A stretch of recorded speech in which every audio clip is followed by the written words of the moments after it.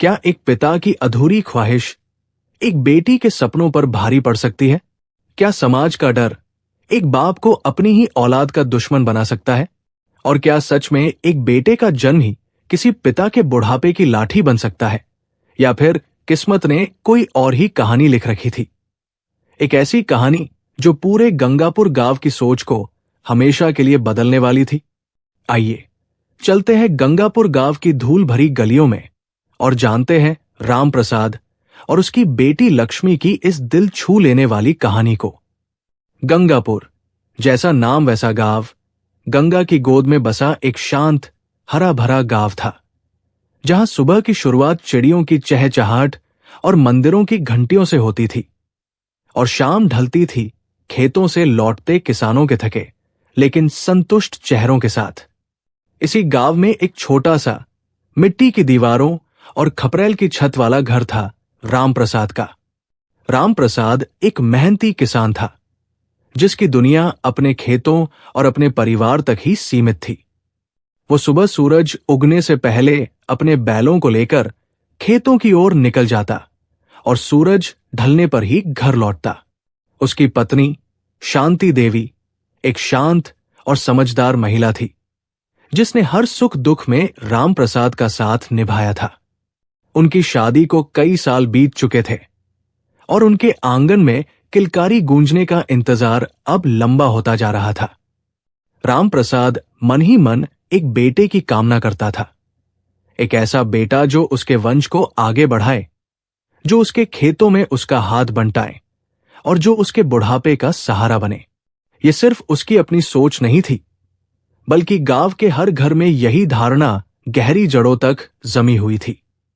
बेटा घर का चिराग होता है और बेटी पराया धन।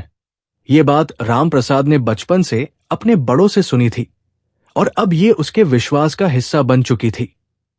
फिर एक दिन भादों की उमस भरी दोपहर में उनके घर वो घड़ी आई जिसका उन्हें बरसों से इंतजार था। दाई मां ने कमरे से बाहर निकलकर जैसे ही कहा, बधाई हो राम प्रसाद, घर में लक्ष्मी आई है। एक पल के लिए तो राम प्रसाद के चेहरे पर खुशी की लहर दौड़ी, लेकिन अगले ही पल लक्ष्मी आई है कि शब्द उसके कानों में किसी भारी पत्थर की तरह बजे। उसके कदम वही जम गए, चेहरे की रौनक गायब हो गई और एक गहरी उदासी ने उसे घेर लिया। वो बिना कुछ कहे चुपचाप बाहर चबूतरे पर जाकर बैठ गया।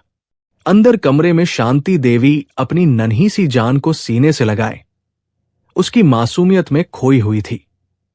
बच्ची का चेहरा चांद की तरह दमक रहा था और उसकी छोटी छोटी आंखें जैसे पूरी दुनिया की चमक समेटे हुए थी। शांति ने उसका नाम भी लक्ष्मी ही रखा, ये सोचकर कि बेटी तो सच में घर की लक्ष्मी होती है। लेकिन कमरे के बाहर बैठा राम प्रसाद इस लक्ष्मी को स्वीकार नहीं कर पा रहा था। उसके कानों में गांव वालों के, खासकर अपने पड़ोसी महेश के ताने गूंज रहे थे। महेश, जिसके घर साल भर पहले ही बेटे का जन्म हुआ था, और वो अक्सर राम प्रसाद को कहता था, राम प्रसाद, भगवान से मनाओ कि बेटा ही दे, वरना बुढ़ापे में कौन पूछेगा। आज वही महेश मिठाई का डिब्बा लेकर आया और व्यंग्य भरी मुस्कान के साथ बोला, अरे राम प्रसाद, मुंह तो मीठा कर, घर में लक्ष्मी आई है। कोई बात नहीं, अगली बार भगवान तुम्हारी भी सुनेगा और कुल का दीपक देगा। महेश के शब्द राम प्रसाद के दिल में तीर की तरह चुभ गए। उसे लगा जैसे वो गांव में मुंह दिखाने के काबिल नहीं रहा। दोस्तों, एक पिता की ये निराशा और एक बेटी का आगमन, क्या ये कहानी यही रुक जाएगी या ये किसी बड़े बदलाव की शुरुआत है? अगर आपको ये कहानी दिल से जुड़ती हुई महसूस हो रही है तो कृपया इस वीडियो को एक लाइक जरूर करें और हमारे चैनल को सब्सक्राइब करना न भूलें। समय बीतता गया। लक्ष्मी अब घुटनों के बल चलने लगी थी। उसकी तोतली बोली और नन्ही शरारतें पूरे घर को महका देती थी। शांति देवी तो अपनी बेटी पर जान छिड़कती थी, लेकिन राम प्रसाद का व्यवहार रूखा ही बना रहा। वो लक्ष्मी को गोद में उठाने से भी कतराता, मानो वो उसकी उम्मीदों पर एक बोझ हो। वो दिन रात खेतों में और भी ज्यादा मेहनत करने लगा, ताकि घर की जिम्मेदारियों और बेटी की शादी के लिए पैसे जोड़ने की चिंता उसे घेरे रहे। वहीं दूसरी तरफ पड़ोसी महेश का बेटा विक्रम पूरे घर का दुलारा था। उसकी हर जिद पूरी होती, हर गलती को नजरअंदाज किया जाता। महेश गर्व से अपनी छाती चौड़ी करके कहता, मेरा बेटा है, शेर का बच्चा है, थोड़ा नटखट तो होगा ही। गांव के बड़े बूढ़े भी रामप्रसाद को देखकर कहते, चिंता मत कर रामप्रसाद, बेटी तो बोझ होती है, जल्दी हाथ पीले कर देना, भगवान एक बेटा जरूर देगा। ये बातें रामप्रसाद के मन में बेटे की चाह को और भी गहरा कर देती थी। लक्ष्मी जैसे जैसे बड़ी हो रही थी, उसकी सीखने की ललक भी बढ़ रही थी। वो अपनी मां से कहानियां सुनती, आंगन में मिट्टी पर उंगलियों से आकृतियां बनाती। उसकी आंखों में एक अजीब सी चमक थी, एक जिज्ञासा थी जो हर चीज के बारे में जानना चाहती थी। जब गांव के लड़के स्कूल जाते तो वो उन्हें बड़ी हसरत से देखती। एक दिन उसने अपनी मां से पूछा, मां, क्या मैं स्कूल नहीं जा सकती? शांति देवी के पास इसका कोई जवाब नहीं था। वो जानती थी कि रामप्रसाद इसके लिए कभी राजी नहीं होगा। गांव में लड़कियों को पढ़ाना लिखाना पैसे की बर्बादी समझा जाता था। लड़कियां पढ़ लिख कर क्या करेंगी? आखिर उन्हें चूल्हा चौका ही तो संभालना है, यही गांव की आम सोच थी। लेकिन लक्ष्मी की आंखों में स्कूल जाने की जो तड़प थी, उसे शांति देवी नजरअंदाज नहीं कर सकी। एक रात जब रामप्रसाद दिन भर की मेहनत के बाद थकाहारा घर लौटा तो शांति ने डरते डरते बात छेड़ी, लक्ष्मी के बापू, अपनी लल्ली अब 5 साल की हो गई है, उसका मन स्कूल जाने को बहुत करता है। रामप्रसाद ने बिना एक पल सोचे गुस्से में कहा, पागल हो गई हो क्या? घर में 2 वक्त की रोटी मुश्किल से जुट रही है और तुम्हें पढ़ाई की सूझी है। कौन सा उसे कलेक्टर बनाना है? कल को किसी के घर ब्याह कर चली जाएगी, हमारा पैसा क्यों बर्बाद करना?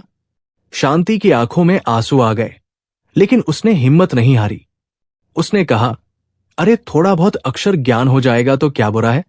कल को चिट्ठी पत्री पत लेगी, हिसाब किताब समझ लेगी। अपनी बेटी बहुत होशियार है, आप एक बार मास्टर जी से बात तो करके देखिए। रामप्रसाद पर इन बातों का कोई असर नहीं हुआ, उसने साफ मना कर दिया। लक्ष्मी ने छिपकर उनकी बातें सुन ली थी। उसका नन्हा सा दिल टूट गया। उस रात वो बहुत रोई, लेकिन उसने हार नहीं मानी। वो जब भी अपने पिता को अखबार पढ़ते देखती तो दूर से अक्षरों को पहचानने की कोशिश करती।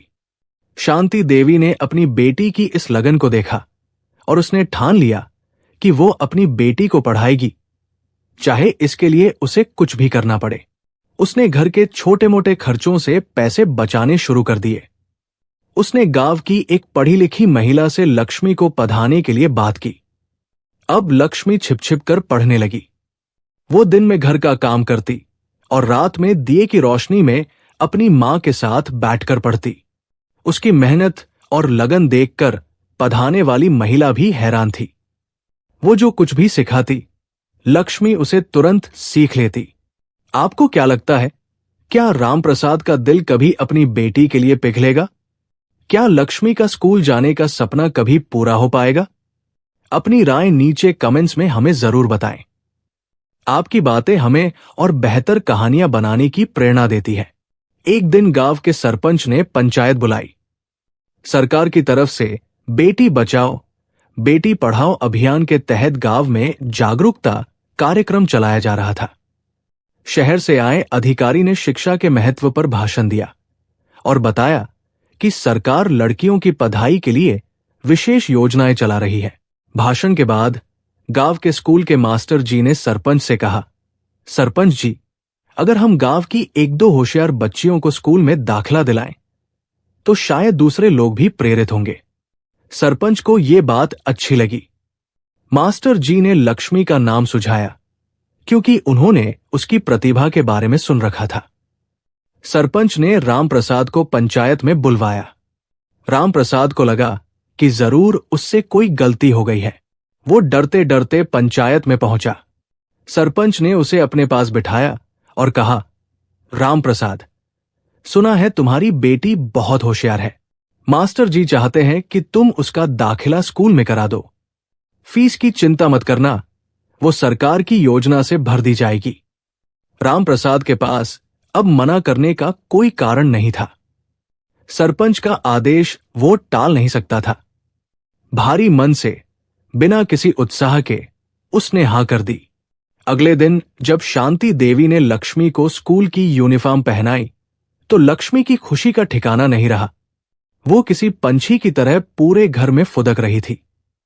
लेकिन रामप्रसाद के चेहरे पर वही उदासी थी। उसने लक्ष्मी की तरफ देखा तक नहीं और चुपचाप खेतों के लिए निकल गया। लक्ष्मी अपनी मां का हाथ पकड़कर पहली बार स्कूल के दरवाजे के अंदर दाखिल हुई। वो दिन उसकी जिंदगी का सबसे बड़ा दिन था। उसने ठान लिया कि वो इतनी मेहनत करेगी कि एक दिन उसके बापू को उस पर गर्व होगा। और फिर लक्ष्मी ने पीछे मुड़कर नहीं देखा। वो हर कक्षा में अव्वल आती।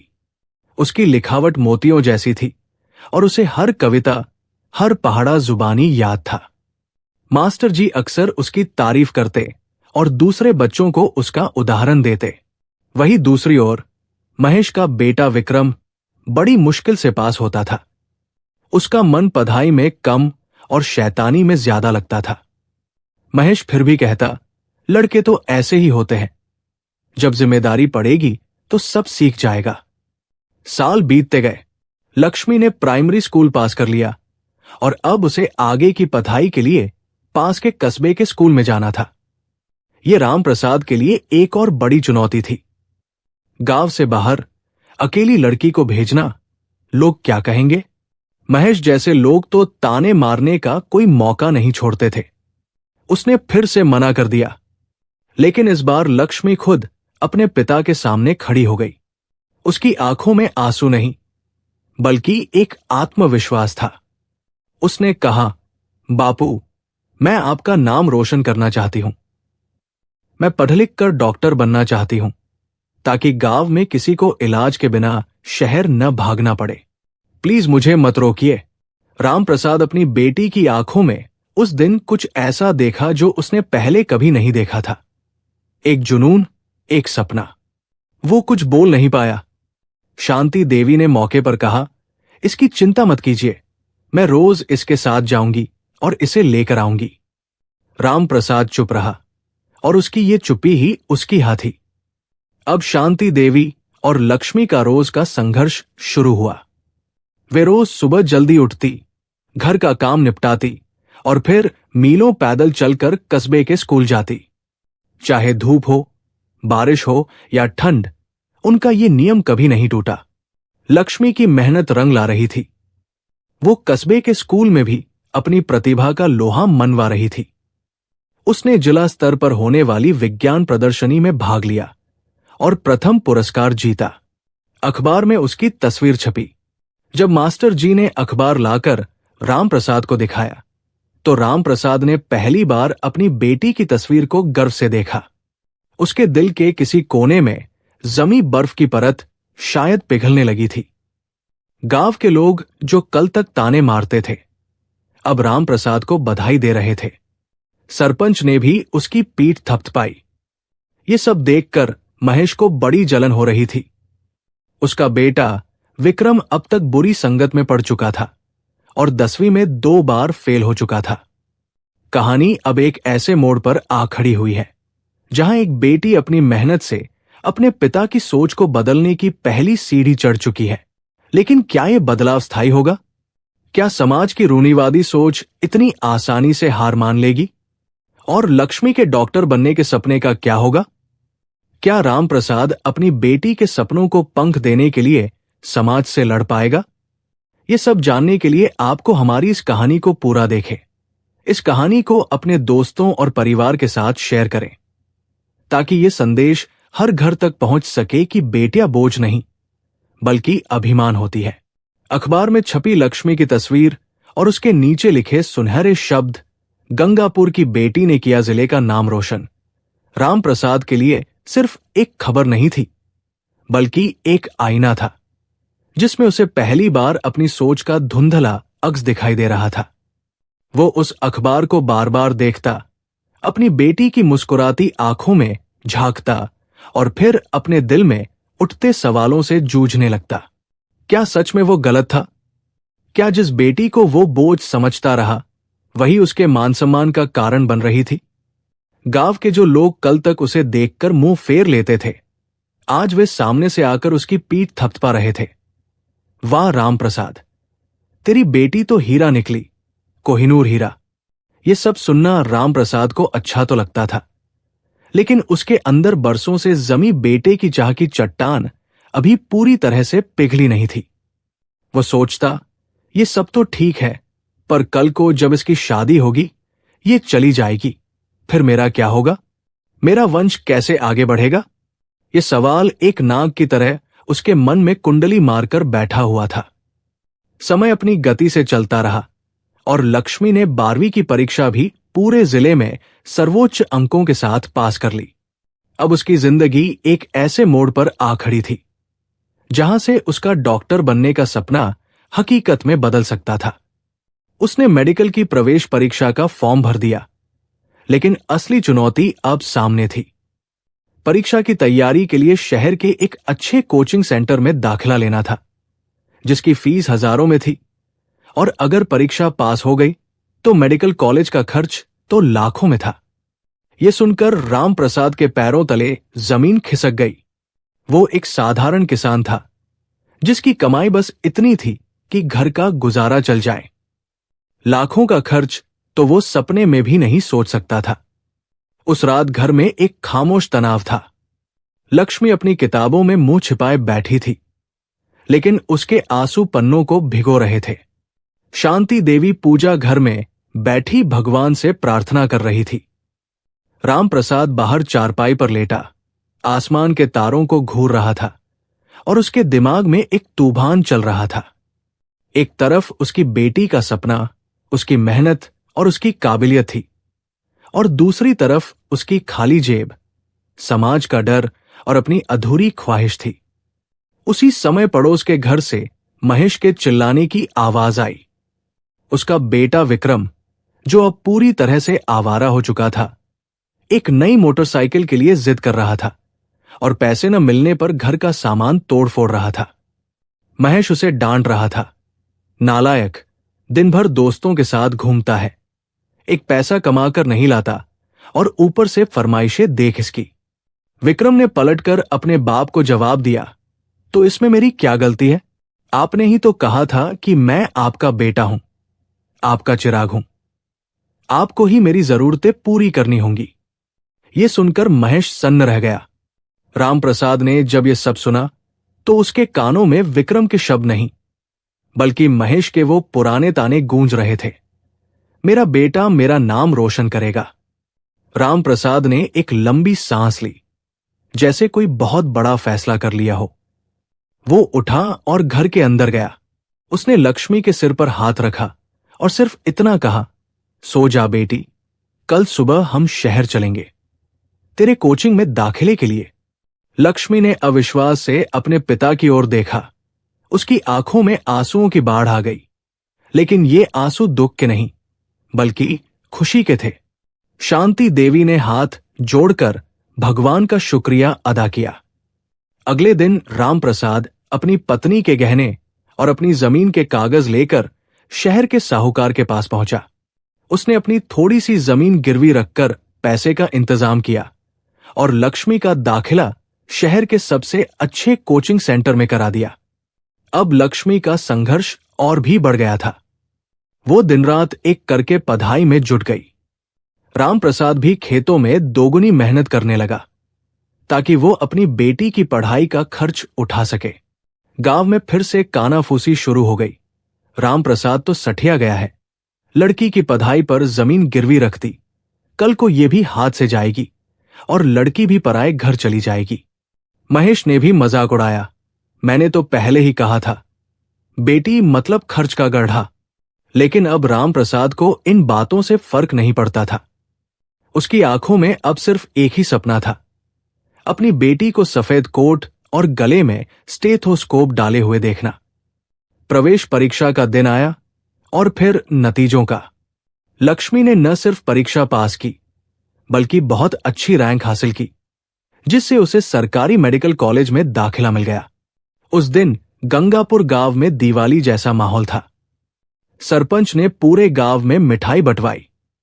रामप्रसाद की छाती गर्व से फूल गई थी। उसने पहली बार महसूस किया कि वंश का नाम बेटे या बेटी से नहीं, बल्कि काबिल औलाद से रोशन होता है। लेकिन असली परीक्षा अभी बाकी थी। एक दिन खेतों में काम करते हुए अचानक रामप्रसाद के सीने में तेज दर्द उठा और वो वहीं गिरकर बेहोश हो गया। गांव के वैद्य ने हाथ खड़े कर दिए और कहा, इन्हें दिल का दौरा पड़ा है, भौरन शहर के बड़े अस्पताल ले जाओ। घर में कोहराम मच गया। शांति देवी रो रो कर बेहाल थी। उस मुश्किल घड़ी में लक्ष्मी ने हिम्मत दिखाई। उसने अपनी मेडिकल की किताबों से जो कुछ सीखा था उसका इस्तेमाल करके अपने पिता को प्राथमिक उपचार दिया, जिससे उनकी हालत थोड़ी स्थिर हुई। उसने तुरंत एम्बुलेंस बुलाई। लेकिन अस्पताल का खर्च कहां से आएगा? तभी वो हुआ जिसकी किसी ने कल्पना नहीं की थी। गांव के सरपंच, मास्टर जी और वे सभी लोग जो लक्ष्मी की काबिलियत पर गर्व करते थे, सबने मिलकर पैसे इकट्ठे किए। किसी ने 100 दिए, किसी ने 1000। देखते ही देखते एक बड़ी रकम जमा हो गई। ये देखकर शांति देवी की आंखों से आंसू बह निकले। उसकी बेटी ने जो सम्मान कमाया था, आज वही उनके काम आ रहा था। रामप्रसाद को शहर के सबसे अच्छे अस्पताल में भर्ती कराया गया। ऑपरेशन सफल रहा और कुछ दिनों में रामप्रसाद की हालत में सुधार होने लगा। अस्पताल के बिस्तर पर लेटे हुए जब रामप्रसाद ने अपनी बेटी को डॉक्टरों से आत्मविश्वास के साथ बात करते हुए देखा, नर्सों की मदद करते हुए देखा, तो उसकी आंखों के सामने से पर्दा हट गया। उसे समझ आ गया कि उसने एक बेटी को नहीं, बल्कि एक जीवनदायिनी शक्ति को जन्म दिया है, जो न सिर्फ उसका बल्कि पूरे समाज का सहारा बन सकती है। उसने लक्ष्मी का हाथ पकड़कर कहा, मुझे माफ कर दे बेटी, मैं अंधा था जो हीरे को पत्थर समझता रहा। तू मेरी बेटी नहीं, मेरा बेटा है, मेरा अभिमान है। पिता और पुत्री दोनों की आंखों में आंसू थे, लेकिन आज इन आंसुओं में कोई मलाल नहीं, सिर्फ प्यार, सम्मान और एक अटूट रिश्ते की चमक थी। समय का पहिया घूमता रहा और देखते ही देखते कई साल बीत गए। डॉक्टर लक्ष्मी अब शहर की एक जानी मानी कार्डियोलॉजिस्ट बन चुकी थी। उसने अपने माता पिता को अपने साथ शहर के एक सुंदर से घर में रख लिया था। रामप्रसाद और शांति देवी अब अपनी जिंदगी के सबसे सुखद दिन जी रहे थे। रामप्रसाद हर किसी से गर्व से कहता, मेरी एक ही बेटी है, लेकिन वो 100 बेटों पर भारी है। लक्ष्मी ने अपने गांव को भी नहीं भुलाया था।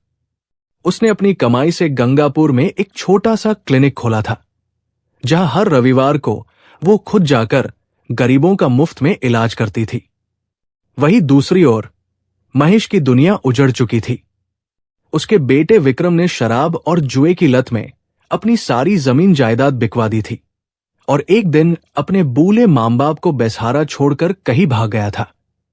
महेश और उसकी पत्नी अब गांव में दूसरों की दया पर जीने के लिए मजबूर थे। एक दिन महेश गंभीर रूप से बीमार पड़ गया। उसके पास इलाज के लिए एक पैसा नहीं था। किसी ने उसे लक्ष्मी के मुफ्त क्लिनिक के बारे में बताया। जब महेश कांपते हुए उस क्लिनिक में पहुंचा तो सामने सफेद कोट पहने डॉक्टर लक्ष्मी को देखकर शर्म से उसकी आंखें झुक गई। उसे अपने वो सारे ताने, वो सारा घमंड याद आ गया। लेकिन लक्ष्मी ने उसके साथ कोई भेदभाव नहीं किया। उसने बड़ी इज्जत से महेश का इलाज किया, उसे मुफ्त में दवाइयां दी और कहा, चाचा जी, आप चिंता मत कीजिए, आप जल्दी ठीक हो जाएंगे। अपने लिए ये सम्मान और अपनी करनी पर यह पश्चाताप महेश के दिल पर एक भारी बोझ बन गया और वो लक्ष्मी के पैरों में गिरकर रोने लगा। मुझे माफ कर दे बेटी, मैं पापी हूं। मैंने तुम्हारी और तुम्हारे पिता की बहुत बेइज्जती की। आज मुझे समझ आया कि औलाद बेटा या बेटी नहीं, बस औलाद होती है और असली दौलत जमीन जायदाद नहीं, बल्कि संस्कारी औलाद होती है। लक्ष्मी ने उसे उठाकर गले से लगा लिया। दूर खड़ा रामप्रसाद ये सब देख रहा था और उसकी आंखें नम थी। आज किस्मत के इस खेल का फैसला हो चुका था और इस खेल में इंसान की छोटी सोच हार गई थी और शिक्षा और संस्कारों की जीत हुई थी। ये कहानी हमें सिखाती है कि बेटा या बेटी होना किस्मत का खेल हो सकता है, लेकिन उनका भविष्य बनाना हमारे संस्कारों, हमारी सोच और हमारी दी हुई शिक्षा का खेल है। एक पढ़ी लिखी और संस्कारी बेटी सो बेटों से बढ़कर परिवार और समाज का नाम रोशन कर सकती है। इस कहानी के बारे में आपकी क्या राय है, हमें कमेंट्स में जरूर बताइएगा।